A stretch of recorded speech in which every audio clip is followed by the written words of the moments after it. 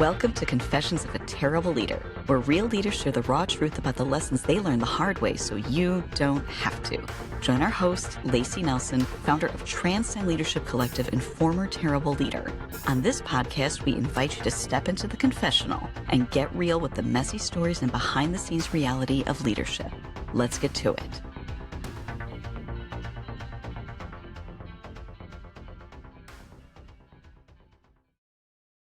Hello, friends, and welcome back to Confessions of a Terrible Leader. I'm your host, and let us not forget, former terrible leader, the queen of terrible leaders herself, Lacey Nelson. I am so glad to have all of you here today to meet the amazing James Oyola. James, welcome to the show. I'm so glad you're here. Thank you for having me. Just to give listeners a little insight, you have an extensive background in multiple corporate settings, big organizations that are household names literally across the globe. And you have recently released a book, which is your, I believe, second book, if I remember correctly from our conversation, The Helpful Leader. All right, there's so much to talk about today. What I want you to share with our listeners is, how does one get to a point in life where they're like, you know what? I think I should write a book. That's a big step. And you're second nonetheless. Fill us in. Yeah, it's a good question, and thank you for having me, Lacey. Yeah, I think for me, so when I was in college, journalism was my major, and so I was a sports writer for 8 years.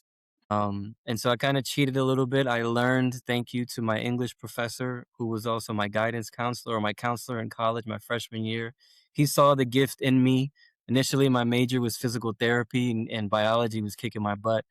And so he basically said, hey, you might have to reconsider. And I'm like, man, I don't have a plan B. And he said, have you ever thought about being a writer? He said, you have a unique writing ability. And I said, no, I don't like to read, let alone write. So he said, when you do read, what do you read? And I said, oh, easy, anything that's revolved around sports and entertainment. And he said, why don't you be a sports writer? And I said, ooh, the light bulb went off, and he connected me with the editor of the school paper the following week. And that kind of began a new career. And so, yeah, I have to say that because I cheated a little bit. You know, writing came natural to me. But I also recognize that there's a responsibility to any gift that we may have. And so that was my responsibility, you know, and so putting what was on my heart on paper was something that I was passionate about. My first book was called Get Out of Your Own Way. It's a purpose driven piece, just encouraging people to pursue the purpose for which they were created, to live that out. And then the second one, released 11 years later, this past February, is The Helpful Leader. And so for me, how does someone get to that point is passion mixed with talent, but more important than that, a lot of confidence, because you never know the result of what you put out. And so I'm grateful that I've had people in my life to encourage me in all three areas. I love that. So the helpful leader, for the listener that might be interested in like, well, what does that even mean? Or why should I pick up this book? Who did you write it for? So if I wrote it for myself, first and foremost, Good answer. Good answer. to constantly remind myself of my core values as a Mhm. helpful leader. And, you know, outside of that, I wrote it for anyone who has fallen on their face in leadership, for anyone who has a misunderstanding of the privilege and responsibility that it is to lead anyone. And this isn't limited to someone who leads at the corporate sector. This includes the Mhm. coach of a softball team. This includes a spouse in a marital union. This includes an older sibling with three younger siblings. Anyone who has a fortunate pleasure to have people after them, to people that look to them for guidance and for insight and wisdom. And so I wrote that for them. I wrote that for people who have meant well when it comes to relationships, but the actual mechanics of the relationships didn't transpire, maybe because of a blockage in communication, you know, a preconceived bias or anything of that nature, or it's just issues at the heart, you know, maybe some trauma that hasn't been identified and healed and worked through. I wrote that for them. I wrote that for the people who have an honest desire to do well and to contribute to society in a major way, but have had trouble articulating, communicating, and even more importantly, embodying that message. I think if we're honest with ourselves, that's probably all of us at some level have had that one of at least one, if not all of the boxes checked for like, oh, yep. Would you unpack for us a little bit more about what happens when we don't work through our own trauma. And I think trauma is a word that gets maybe overused or misunderstood. Just unpack for us, A, what is, when you say trauma, what does that mean? And then B, what happens when we don't look at it, when we don't quote unquote do the work? Yeah, good question.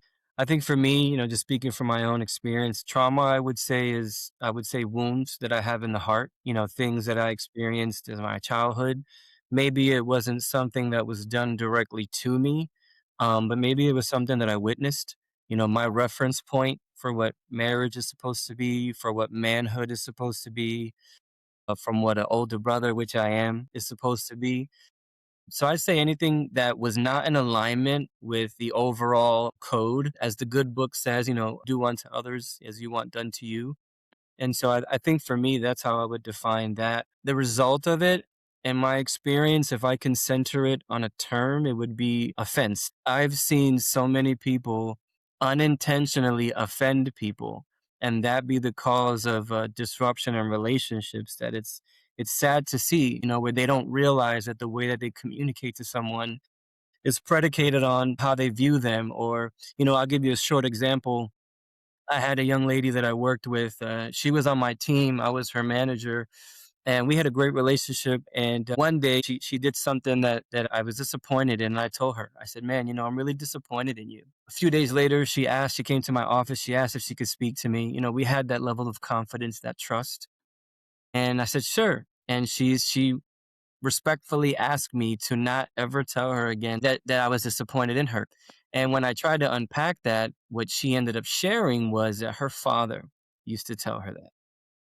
And she had such a close relationship with her father that when she would hear that from him, it would destroy her. Mm, And so that to me showed so much, right? It showed that there was a wound that wasn't healed. It was identified but not healed because, someone once told me adult problems are the result of unresolved childhood issues.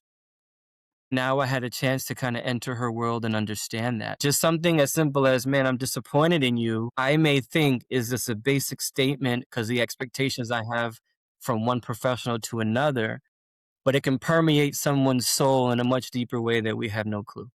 right, right. And I think so often what happens is when we don't have the training or the understanding or the skill set to be curious, we immediately can interpret that as her being too sensitive, or she can't take feedback, or she doesn't really want to work hard. We create and spin all of these narratives, then continue the relationship as though they're fact. My question is, what did you do as a leader to have her feel like she could come to you? That's a very vulnerable, very personal thing for her to be willing to tell you.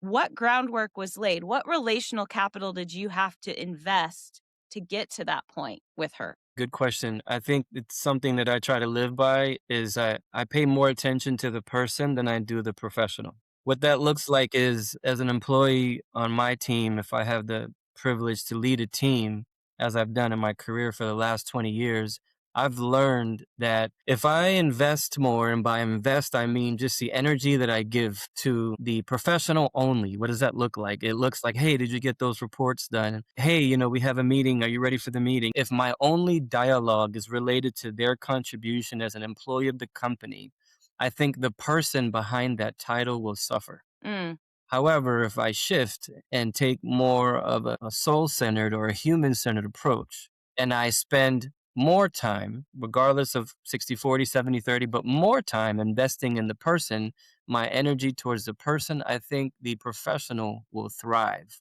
So, what mm. does that look like? That looks like, hey, I remember in the meeting you said you had to leave early because your grandmother was sick last week. How is she doing? Or, hey, I know your son plays travel baseball. Didn't you guys have a district championship a week ago? What was that like? Right. Taking more in an interest in her, I think that's what got us to that point because we had not only a professional relationship, but she knew that I cared. I took an interest in her family. I took an interest in her hobbies because to me, those are very important elements of a person's life that transcend who they are as professionals.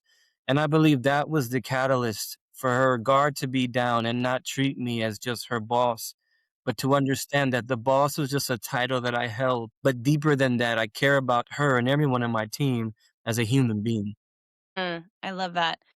We know we have a lot of similarities in the way that we approach leadership, soul centered leadership, heart first leadership. Like there's so much overlap that we have. And I know when I'm working with clients, I will often receive sometimes a pushback of, wait, yes, we do need to treat people like people and they acknowledge everything that you just shared is valid. However, there's pushback often comes with how do you square that while at the same time holding people accountable for the performance that they need to be held accountable to.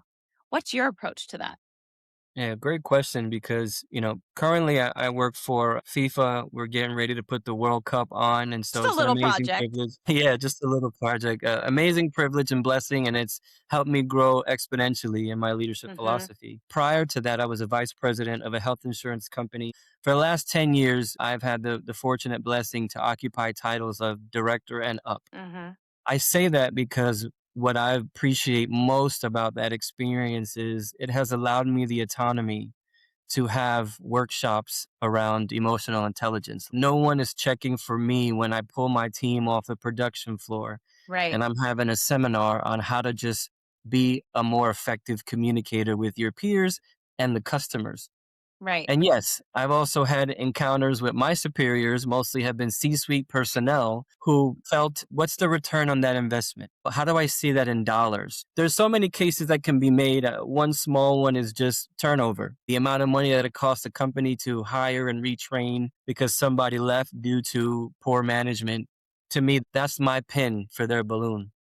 But what I have kind of learned in my experience is I'm sure you've probably heard the notion of leave your problems at the door. Have you ever heard that said Oh in the yeah, I corporate hate that sector? saying.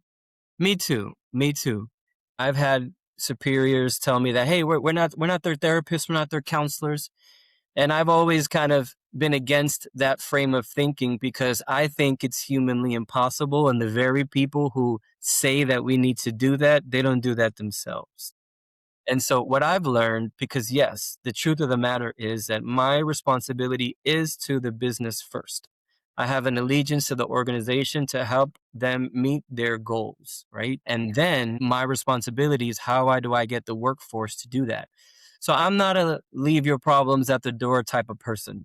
I'm more of a how can I help you compartmentalize what you're going through? How can I help you put that in your mental locker so that it doesn't consume you while you're at work? I'm more of a helping the person understand how much we need them, how much of a contributor they are to the success of this business, and how what they're experiencing, it's real, it's true. And I can only sympathize or empathize on what they're going through. How do I meet them where they are and help them navigate through that in such a way where it doesn't risk their future employment? That is where I've done the most of my work. And so while I'm confronted with the show me what this looks like in dollars, I've always held the line to making a point of the inverted pyramid per se, right? The CEO shouldn't be at the top of the pyramid. He should be, or she should be at the foundation, at the bottom, holding everything up by way of how they live their life. Yes, I find holding people accountable and understanding them as full humans, it actually gets easier to hold them accountable. If you're having regular check ins, regular conversations, hey, I know you have a lot going on right now. I know this deadline is coming right up and you're like maybe 30% to completion. Am I understanding where you're at right now? And if you are behind, how can we adjust or what supports do you need to be able to execute this on time given the reality of your life at the moment?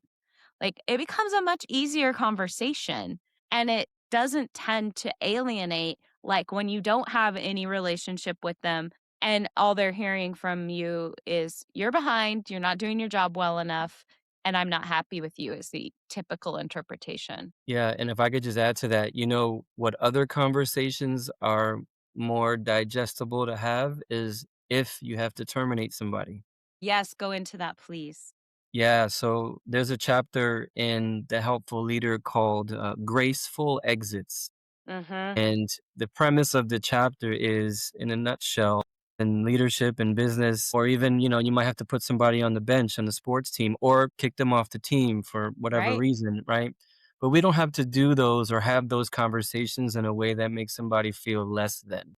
How do you terminate someone but allow them to leave that office with their dignity, or even further, feeling a little better about themselves? I have been able to do that in my career. Those conversations are the most gut wrenching and the ones I avoid the most because I do I know. care. But I'm so grateful because, to your point, you're absolutely right. The foundation of the interpersonal relationship, the intentionality and interest that I take in my team. How do I make everyone on my team feel like they're my favorite? That's my goal. Mm, Not to I cause any love kind of that. a war, but Right. I want everyone to feel special, right? In my eyes, as they see me see them. And that journey has allowed me, for the most part, in certain conversations where we have to part ways, that conversation doesn't have to be as an emotional wreckage as it is. It doesn't have to make someone feel like they're insignificant or less than, because they know I care. And I like to frame it in a simple example, like say, hey, listen, mate, you dance really well. You're the best dancer I know. But this song and this style of dancing might not be your forte. It doesn't mean that you can't dance. It just means that the music that we're playing here might not suit your dancing style. How can I help you find a song or a type of rhythm that helps suits your dancing style? So I don't want them to lose the good dancer that they are, the courage and the self-empowerment just because it's not working at this company. I want them to know that it will work and it can work at a company that suits you best. And so yes, I do Right. feel like that relationship helps that. Yeah, that's such a good point. Yes, I always say if you ever just get really comfortable with firing, you're not doing something right. Like it always should be uncomfortable to take away someone's livelihood, right? You are majorly impacting their life. Yes, they can go find another job.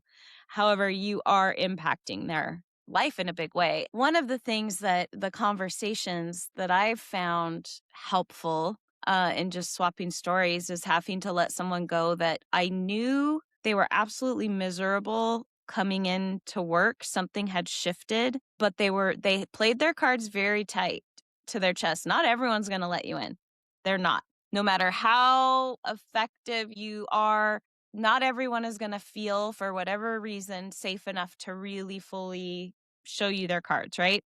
So I didn't entirely know what was going on with this guy. I just knew he was not happy and I didn't know what it was. And I sat down to have the conversation, and his performance was like he was showing up late, he was leaving early. I mean, he was going through the motions, all of the signs of like disengagement, and I don't want to be here. When I sat him down, I asked the question with, "Hey, number 1, are you doing okay?" Just doing that check-in, and I knew because I've had the talk before, I knew he likely wasn't gonna give me much, and he didn't, and that's okay. He's not obligated. The next thing I did was use the phrase in not a condescending way. Tone is really important. But, "Hey, you seem very unhappy coming into work for the past several weeks, and I'm really trying to figure out what's going on. If I'm reading you right, if I'm misunderstanding the situation, please tell me, but you seem genuinely pretty miserable." And he was like, I hate it here. But he needed that on ramp to be able to Yes. have that permission, right? To say, I actually am not happy here. And it, at that point, figured out the change he needed had nothing to do with anything we could control. It had to do with him feeling like he'd settled in life and he didn't have the trajectory to get where he wanted to go if he was to continue in this environment. That completely changed the conversation, and it went from, "Oh, well, let's figure out how to get you out of here." It went from I was gonna have to, like, set some benchmarks, do corrective action, like, we were at that point, to a, like, "Alright, well, let's offboard you. Like, go what do you wanna be doing? Go find another job. How much time do you need?" And boy, was that a much better ending for both of us, but it wouldn't have happened without curiosity, and I had to take a risk because this guy was not open, and I knew he wasn't, but I still wanted to always continue to just give the platform, give the opportunity, and let him choose to step on it or not, step up to the conversation or not. Does that make sense? Oh, 100%. As you're articulating that, I'm just envisioning what that conversation was like. And I love that you used your authority in a way to provide some psychological safety for this individual so that he can feel comfortable in sharing, like, yes, like, I hate it here.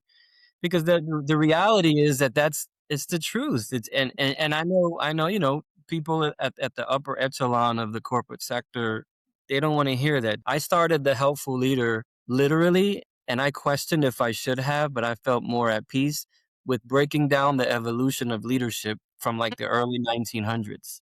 I didn't go into too much detail, but I wanted to set a foundation of what the mentality was like, and it used to be, hey, do what I need you to do. If not, I'll find someone else who can. And so I love the opportunity that you presented this gentleman because you gave him a chance to be honest and transparent. One of the things that have perplexed my bosses in this context of terminations, I've written so many letters of recommendation for people that I've let go.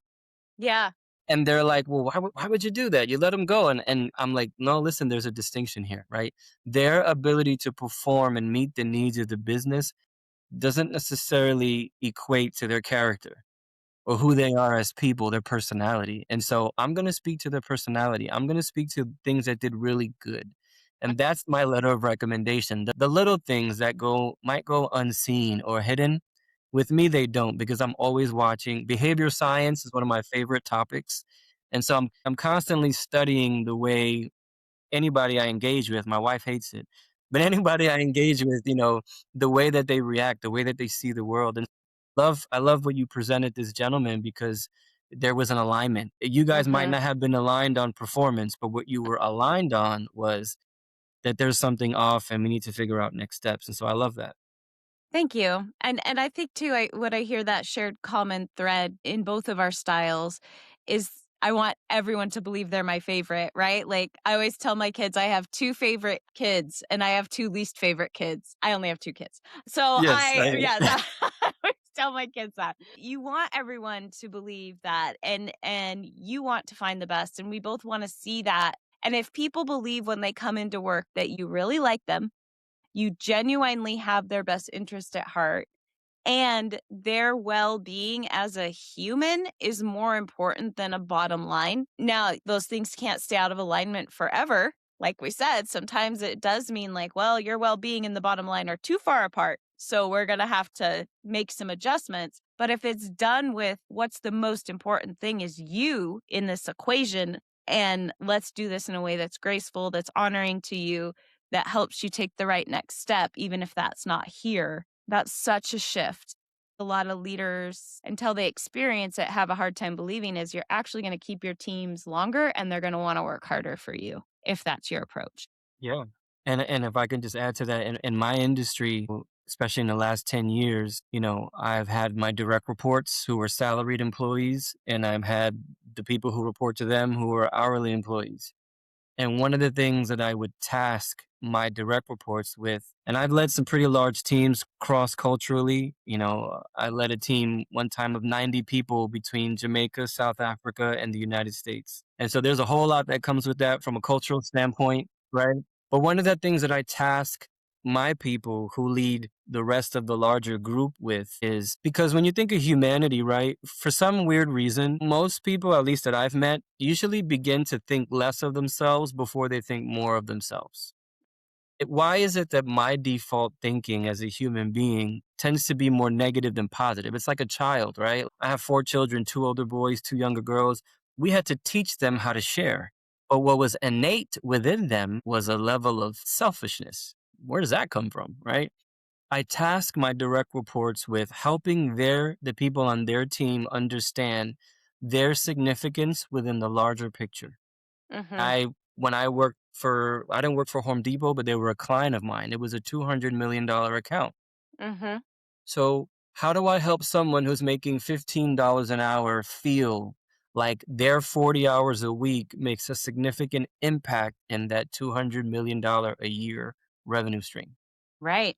That to me was the magic and the mystery. Some people might feel like they're insignificant, no one really cares, this company's too big for me, I'm just someone Mhm. that's invisible to them. And so that's what I would always task my team is along the lines of my favorite. It's also like, man, do they know how important they are? Do they know that missing 1 day of work is highly significant to the impact of this business? Not so much because it's them, but it's because of what they mean to the overall corporate goal. Right. Their work means so much and what they bring matters. It really does count. Okay, James, I know there's no way that you've gotten to this level of awareness in your life without getting there, likely without some tears, some frustration, some really screwing it up as a leader. It is now time to welcome you into the confessional, my friend, to share your story of a moment of terrible leadership and how it's impacted you today in the way that you lead. Man, just one moment.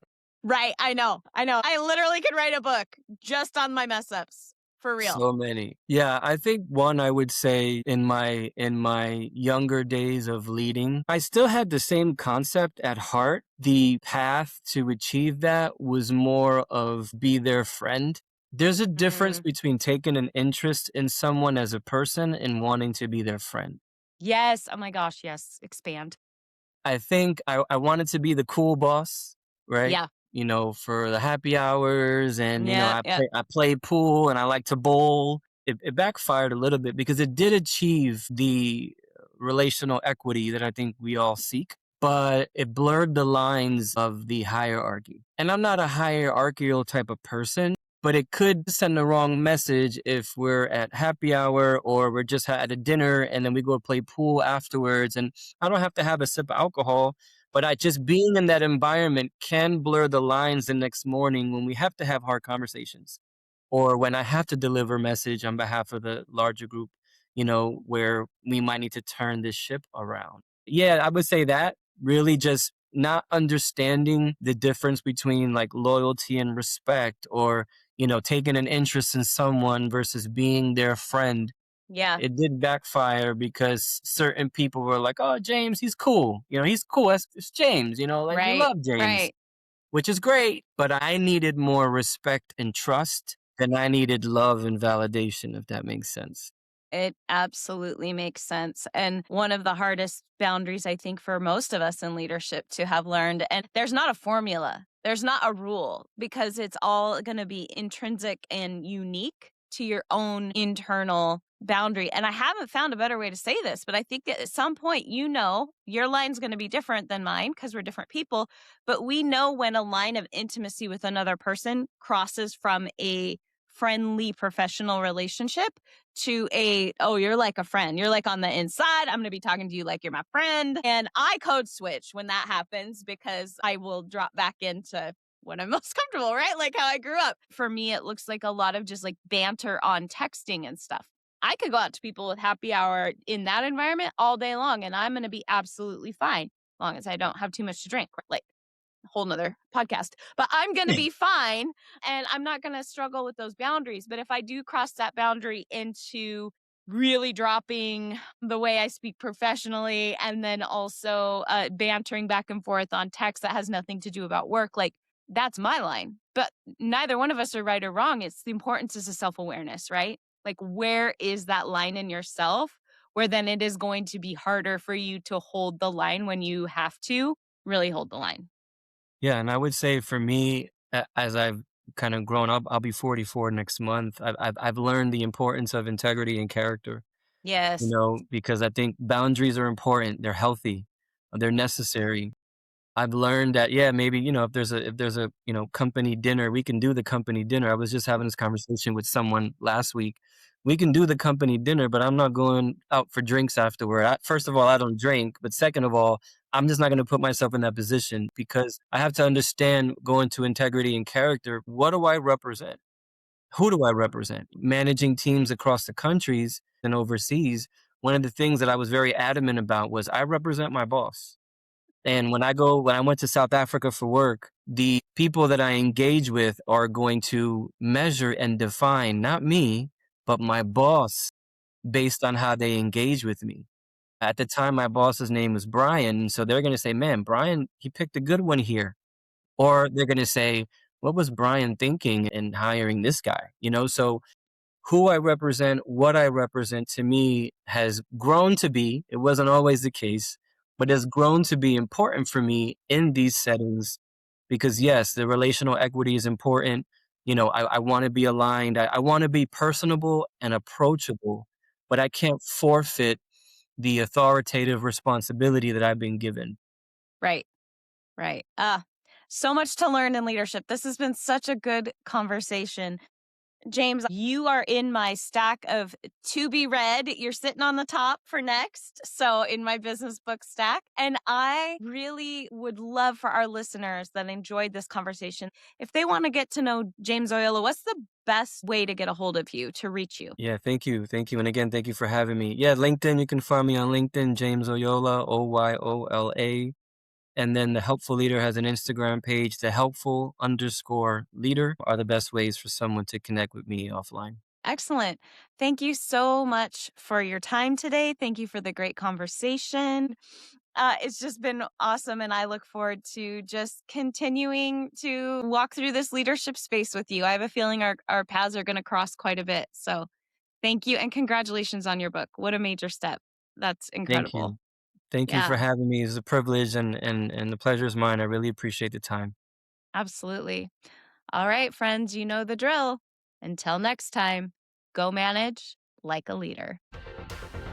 Thanks for listening to Confessions of a Terrible Leader. If you're feeling brave and have your own terrible leader story that you'd like to share, head over to transcendleadershipcollective.com/podcast to fill out a guest application. We'd love to hear from you. Confessions of a Terrible Leader is hosted by Lacey Nelson and produced and edited by Fixation Point Productions. Music is by Leif Olson and Mary Scott from the band The Number of Months. Confessions of a Terrible Leader is a free leadership resource offered by Transcend Leadership Collective. If you are ready to refuse the limits of average leadership and join the leadership revolution, visit transcendleadershipcollective.com to check out our offerings for engaging workshops, strategic planning, and more. Thank you so much for listening. Don't forget to like, subscribe, and leave us a review. And until next time, go manage like a leader.